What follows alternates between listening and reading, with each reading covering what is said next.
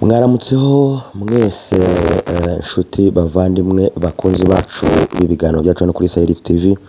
Imana ikomeze kubaha umugisha kandi Imana ibarebe neza. Nk'ibisanzwe tugarutse muri aya makuru yacu ari kuvugwa hano mu biyaga bigari nk'ibisanzwe, ariko cyane cyane duhera muri Repubulika Iharanira Demokarasi ya Kongo. Ntabatindi reka turebe ibiri kuvugwa. Ingabo z'Abarundi zikomeje gukora imyitozo idasanzwe mu buryo bwo kugira ngo zirwane urugamba rudasanzwe ruri ku butaka bwa Repubulika Iharanira Demokarasi ya Kongo. Ibi ngibi aba Barundi bakomeje kubigaragariza ku mirongo y'urugamba, aho bakomeje gutana mu mitwe n'ingabo za M23 nk'ibisanzwe. Ahazwi nka Gatana biravugwa ko imirwano yakomeje kubica bigacika, ndetse M23 yamburwa igifaru gikomeye karundura nk'uko bigenda bigaragara. Ingabo z'Abarundi kandi zongeye kubabazwa n'amagambo akomeye Colonel Nanga yatangaje, avuga yuko uko byagenda kose mu minsi iri buze igisirikare cya Kongo kiri buze gusimburwa n'izi nyeshyamba za M23. Ibi byababaje igisirikare cy'Abarundi, kinatangaza ko kigiye gukora ibishoboka byose kigaha imyitozo idasanzwe ingabo za FARDC kugira ngo babashe gucunga ubusugire bw'igihugu cyabo nk'uko bigaragara 5-5. Hanyuma kandi ibindi turi bubagezeho, turaza kubabwira ibyo umuvugizi w'ingabo za RDC Major General Sylvain Ekenge ibyo yakomeje kugenda atangaza. Ibi ngibi nabyo turabivumbuza n'umuzingo. Ntujye kuri nyakiramajwi yawe, nyemerere tubane 5-5. Turakugezaho kandi uburyo ikibuga cy'imirwano gihagaze muri Kivu y'Epfo n'iya Ruguru, n'andi makuru yose ari gucaracara hano mu biyaga bigari. Turaje tukuvira imuzi n'umuzingo. Ntukure urushinge rwawe, unyemerere untize umwanya, untize amatwi, untize amaso yawe, ubundi nanjye nkuvira imuzi n'umuzingo. Aya makuru yose n'andi ari kuvugwa hirya no hino tugiye kuyava imuzi n'umuzingo. Nyemera rero tubane. Wowe utarakora subscribe twemerera ubikore, ubundi usharing ibiganiro byacu, ushireho like, ubundi ukande kunzogera, utwandikire no muri comment, hanyuma tujye tubana 5-5. Imana izajya iguha umugisha nk'uko bisanzwe. Ariko kandi nawe wabikoze tugusabye umugisha no kwitanga ukabana natwe muri ibi biganiro. No kuri ntukabura umugisha w'Imana, kuko natwe batubereye umugisha. Hanyuma reka dusuhuze abari muri Amerika mudukurikira, abari muri Canada, mu Bwongereza, mu Bufaransa, mu Butaliyani no muri Belgique. Mwese turabasuhuje. Mu Bufaransa namwe turabasuhuje, tubahaye ikaze kuri Sahel TV. Wowe uri muri Zambia cyangwa Mozambique, South Africa n'ahandi hatandukanye, nawe tuguhaye yambu. Uri muri Kenya, Tanzania, Uganda, nawe ni wumvemo ikaze hano kuri Sahel TV. Abanyarwanda mwese muherereye hirya no hino ku isi, tubahaye ikaze kuri Sahel TV. Mukomeze mugubwe neza kandi muba amahoro. Hanyuma kandi reka dusuhuza abakongomani mwese aho muri ku isi, namwe tubabwire ngo nubwo uyu munsi bitameze neza ejo bizamera neza kubera Imana. Abarundi namwe aho muherereye hose tubahaye yambu, nimwiyumvemo ikaze hano kuri Sahel TV. Imana ikomeze kubaha umugisha, uburyo mutwereka ko mubana natwe 5-5. Natwe turabashimiye. Reka tudatinze rero tureba amakuru ari kuvugwa azindutse avugwa hano mu burasirazuba bwa Repubulika Iharanira Demokarasi ya Kongo, ndetse no muri Kivu ya Ruguru nk'uko bikomeje kugenda bigaragara. Hanyuma kandi turebere hamwe ibiri kuvugwa hirya no hino ku kibuga cy'imirwano. Ingabo z'Abarundi zatangaje ko rwose amagambo M23 ikomeje kugenda ivuga cyangwa itangaza adashobora kubaca intege nk'uko bigenda bigaragara, ko ahubwo bakomeje gukora iyo bwabaga kugira ngo babashe kwigarurira ibice bimwe na bimwe izi nyeshyamba za M23 zagiye zigarurira. Bagize bati twige turi gukora imyitozo idasanzwe, ndetse igisirikare cyacu turabizi ko gikomeye gifite imbaraga. Ibyo mwakora byose, ibyo mwavuga byose, urugamba tukomeje kurwitegura 5-5. Ati kandi turashaka kwigarurira ibice bimwe na bimwe mwagiye mwigarurira nk'ibisanzwe. Ni mu gihe kandi igisirikare cya FARDC gifatanyije n'igisirikare cy'Abarundi ndetse na Wazalendo bagabye igitero gikomeye ku nyeshyamba za M23 aho zicungira umutekano mu bice bigiye bitandukanye byo mu mujyi wa Kavumu cyangwa se ku kibuga cy'indege cya Kavumu ahazwi nka Katana. Ahangaha rwose turagira ngo tubabwire ko ibintu byakomeje gusubira irudubi, aho batanye mu mitwe bikavuga ko igisirikare cya M23 cyataye intwaro zikomeye harimo ndetse n'igifaru gikomeye, bikaba byigaruriwe n'igisirikare cy'Abarundi ndetse na FARDC nk'uko bigaragara. Uwitwa Colonel Nanga umuvugizi mukuru w'igisirikare cya M23 yatangaje ko vuba na bwangu bidatinze igisirikare cya M23 kigomba kwigarurira Repubulika Iharanira Demokarasi ya Kongo. Yagize ati kandi ibyo nshaka kubabwira, yabwiraga abanyekongo muri rusange, ati igisirikare cyacu nka M23 gihagarariwe na Generali Sultani Makenga kirakomeye kandi gifite imbaraga mu buryo bwose. Ati mu minsi iri imbere nicyo kiri buze kuba nicyo kiri buze kuba cyahindutse igisirikare cya Kongo nk'uko bigiye bigaragara. Ati rwose igisirikare cya M23 nicyo kigiye guhinduka igisirikare cya Repubulika Iharanira Demokarasi ya Kongo. Ati kuko igisirikare kiriho ntabwo gishoboye nk'uko bigenda bigaragara, kimaze kunanirwa, nta mbaraga kigifite ku buryo cyahanganira igihugu cya Repubulika Iharanira Demokarasi ya Kongo. Ati ariko twebwe igisirikare cyacu gifite imbaraga haba ku kibuga cy'imirwano mu buryo bwose, kandi kiyobowe n'umujenerali ukomeye kandi uzi kuyobora urugamba, General Sultani Makenga nk'uko bigenda bigaragara. Ati nicyo gisirikare gishobora guhagararira Repubulika Iharanira Demokarasi ya Kongo. Ibi rero byakiriwe nabi cyane kandi bisamirwa hejuru n'igisirikare cy'Abarundi nk'uko bikomeje kugenda bigaragara mu buryo bukomeye cyane, aho Abarundi bavuze ko rwose ibyo Colonel Nanga yatangaje nta shingiro bifite kandi nta n'umumaro bifite, ko ibyo n'ibyo badakomeza kubirebaho 5 kuri 5, ko bo icyo bareba ari urugamba bari kurwanamo n'iki gisirikare cya M23 nk'uko bikomeje kugenda bigaragara. Yagize ati twebwe tugomba gukora ibishoboka byose tugahangana n'inyeshyamba za M23 ziri ku butaka bwa Repubulika Iharanira Demokarasi ya Kongo. Ariko kandi iki gisirikare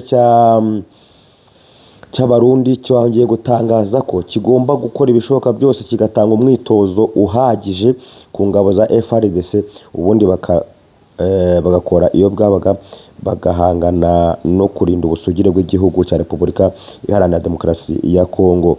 Kandi bakomeje bavuga ko nta hantu na hamwe bashobora kumenera mu gisirikare cy'Abarundi ndetse na FARDC nk'uko bikomeje kugenda bigaragara.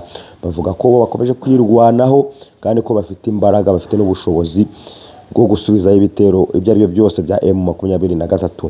Bongeye kuvuga ko kandi bamaze igihe babizi neza kandi ko biteguye ko ingabo za M23 ziri kugenda zizana ibikoresho bitandukanye mu bice bimwe bigize Repubulika Iharanira Demokarasi ya Kongo, haba muri Kivu y'Epfo n'iya Ruguru, ndetse no gukomeza kurunda abasirikare benshi mu bice bitandukanye M23 igenzura, harimo n'ibirindiro bakomeje kugenda bashinga bikomeye cyane mu bice bigiye bitandukanye nka Kivu y'Epfo, Kivu ya Ruguru. Ataho hose turabizi ko bari kwitegura urugamba mu buryo budasanzwe ndetse bazana n'intwaro zikomeye n'abasirikare benshi. Atariko natwe ntago twicaye ubusa, natwe turiteguye, turi gukora umwitozo uhagije.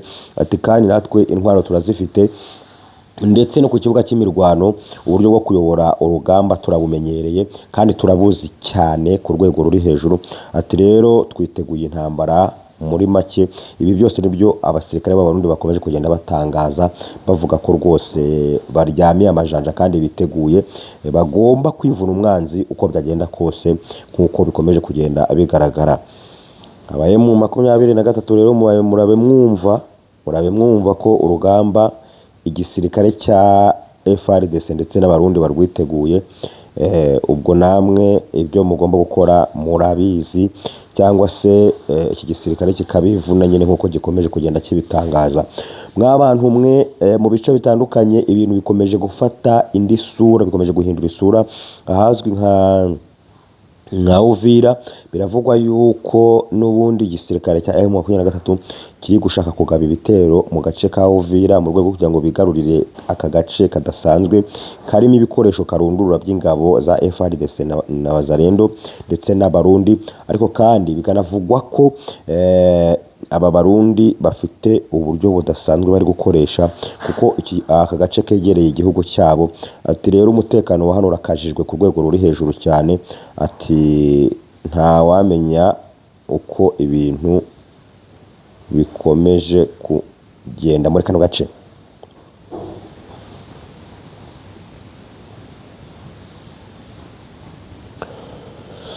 Reka rero twongere tugaruke hano muri Repubulika Iharanira Demokarasi ya Kongo, turebe generali uyoboye igisirikare cya Repubulika Iharanira Demokarasi ya Kongo ibyo yavuze cyangwa se ibyo yakomeje gutangaza n'uyu munsi agitangaza.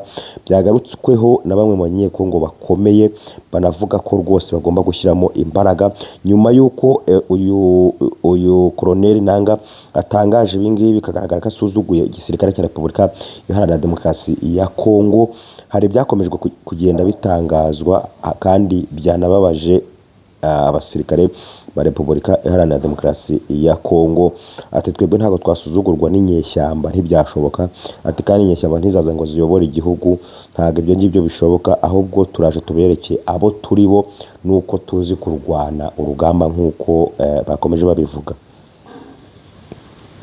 Umuvugizi w'ingabo za RDC Majoro General Sylvain Ekenge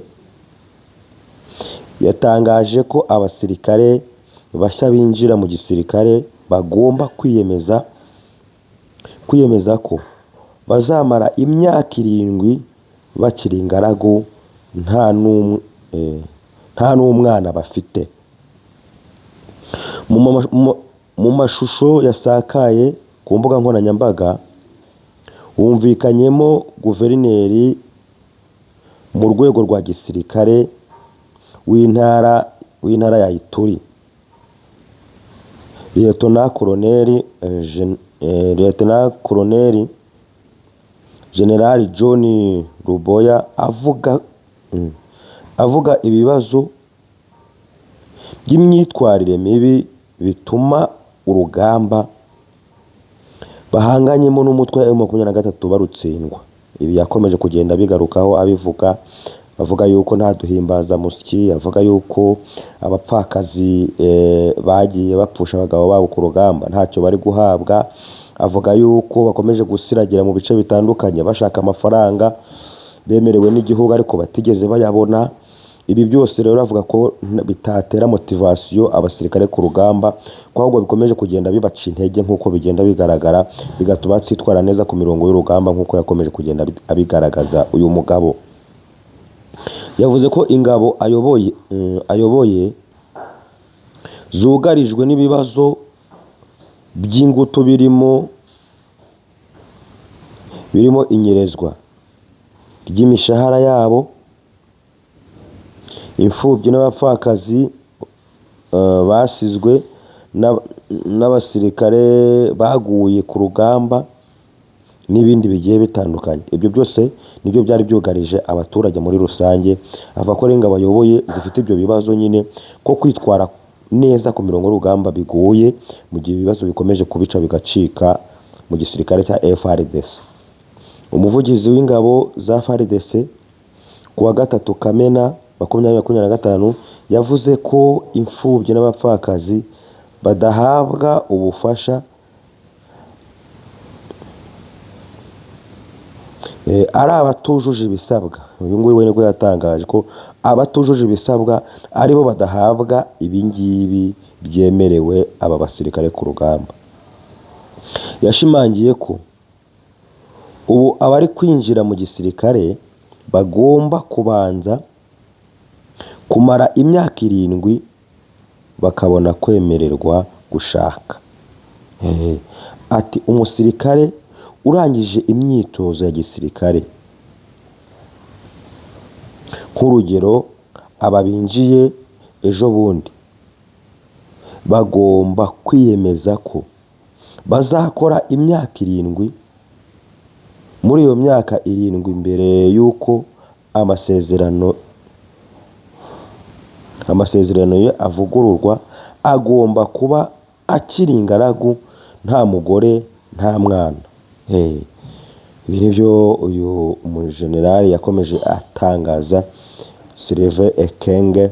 Ibi nibyo yakomeje kugenda abwira bamwe mu basirikare bari muri FARDC batangiye imirwano ku rugamba, nkuko bigenda bigaragara. Ati mbere yuko twongera kumuha andi masezerano yo kuguma mu gisirikare cya FARDC, agomba kuba yujuje imyaka 7. Hanyuma kandi muri iyo myaka 7 nta mugore nta n'umwana afite. Biteganyijwe ko uzashyirwa cyangwa akabyara mbere y'iyo myaka 7 bizafatwa nko kunyuranya n'amategeko, bityo umuryango we ntacyo uzagenerwa mu gihe yaba yahuye n'ikibazo, nk'uko bigenda bigaragara. Ibi rero byakomeje gutangazwa n'uyu mujenerali Sylvain Ekenge. Niwe wakomeje kugenda avuga aya magambo atandukanye, cyane cyane ku mirongo y'urugamba, nk'uko bigenda bigaragara.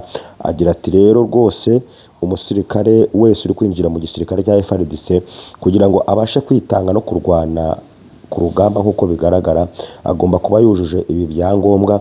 Ntago yemerewe gushaka umugore cyangwa se kubyara kugeza ku myaka 7. Ibyo ntago byemewe. Atuzarenga kuri aya mabwiriza cyangwa kuri aya mategeko, umuryango we nta kintu uzigera ubona mu gihe azaba yahuye n'ikibazo icyo ari cyo cyose, nk'uko bigenda bigaragara ku mirongo y'urugamba. Ibintu rero bikomeje guhindura isura muri Repubulika Iharanira Demokarasi ya Kongo. Mw'abantu mwe, rwose ibintu byahinduye isura. M23 ikomanga mu gatuza iti tugomba gufata igihugu, naho FARDC n'abarundi nabo na wazalendo bati mugomba kuva ku butaka bwa Repubulika Iharanira Demokarasi ya Kongo kugira ngo Kongo yacu ibone amahoro no kwishyira no kwizana. Ariko kandi bikavugwa ko ari mu gihe ibiganiro byo muri Qatar nta kintu byamaze cyangwa se ntacyo byagaragaje, nyuma y'uko M23 ikuyeyo intumwa zayo zari ziri mu biganiro zikagaruka muri Repubulika Iharanira Demokarasi ya Kongo muri Kivu ya ruguru, ahazwi mu mujyi wa Goma.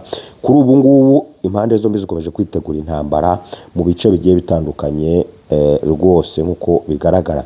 Ese iyi ntambara izarangizwa n'amasasu cyangwa izarangizwa n'ibiganiro? Abanyekongo Imana ikomeze kubarengera, kuko intambara ikomeje gukura abanyekongo mu byabo, nk'uko bigenda bigaragara. Harimo benshi bagiye bahungira mu mashuri, abandi bagiye bahungira mu mihana hirya no hino, bagiye basiga ibyabo, abandi babaye imfubyi, abandi baba bapfakazi bitewe n'izi ntambara ziri ku bice bigacika muri Repubulika Iharanira Demokarasi ya Kongo. Mwebwe mwese reka tubabwire tuti Imana ikomeze ibagire neza kandi barengere, ibarinde izi ntambara ziri ku butaka bwanyu.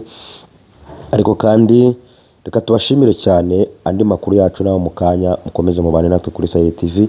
Uwo tarakora subscribe twemerere ubikore, ukoreshe ibiganiro byacu, urayikinga ibiganiro byacu, ubundi twandikire muri comment aho dukurikira uherereye, tujye twibanira 5 kuri 5. Turabakunda. Iyi ni Sahel TV. Komeza ugubwe neza kandi ugira amahoro y'Imana. Imana ikurinde.